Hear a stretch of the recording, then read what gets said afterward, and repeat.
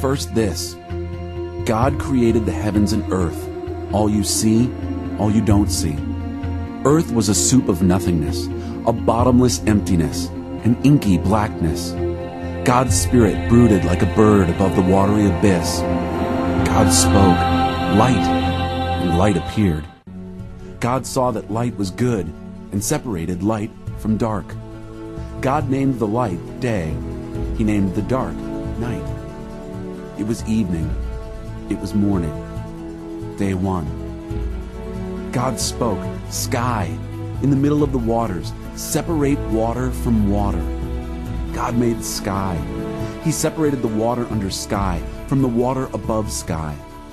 And there it was. He named sky the heavens. It was evening. It was morning. Day two. God spoke, separate water beneath heaven, gather into one place, land, appear. And there it was. God named the land earth. He named the pooled water ocean. God saw that it was good. God spoke, earth, green up, grow all varieties of seed-bearing plants, every sort of fruit-bearing tree. And there it was. Earth produced green, seed-bearing plants, all varieties, and fruit-bearing trees of all sorts. God saw that it was good. It was evening, it was morning. Day three.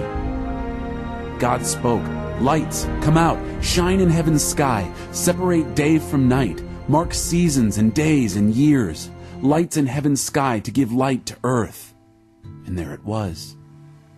God made two big lights, the larger to take charge of day, the smaller to be in charge of night. And he made the stars. God placed them in the heavenly sky to light up earth and oversee day and night, to separate light and dark. God saw that it was good. It was evening. It was morning. Day four. God spoke, swarm, ocean, with fish and all sea life, birds, fly through the sky over earth. God created the huge whales, all the swarm of life in the waters, and every kind and species of flying birds. God saw that it was good. God blessed them. Prosper, reproduce, fill ocean. Birds, reproduce on earth. It was evening. It was morning. Day five. God spoke, earth, generate life, every sort and kind, cattle and reptiles and wild animals, all kinds.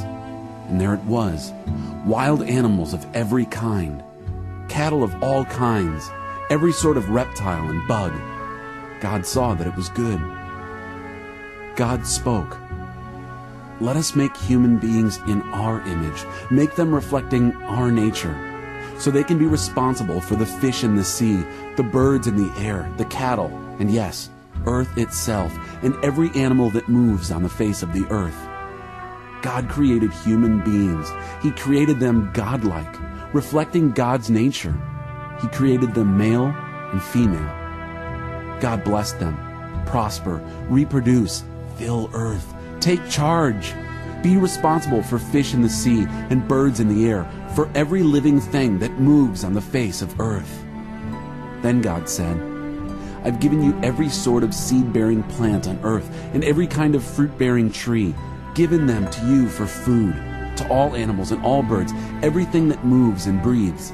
I give whatever grows out of the ground for food. And there it was. God looked over everything he had made. It was so good, so very good. It was evening. It was morning. Day 6. Heaven and earth were finished, down to the last detail. By the 7th day, God had finished his work.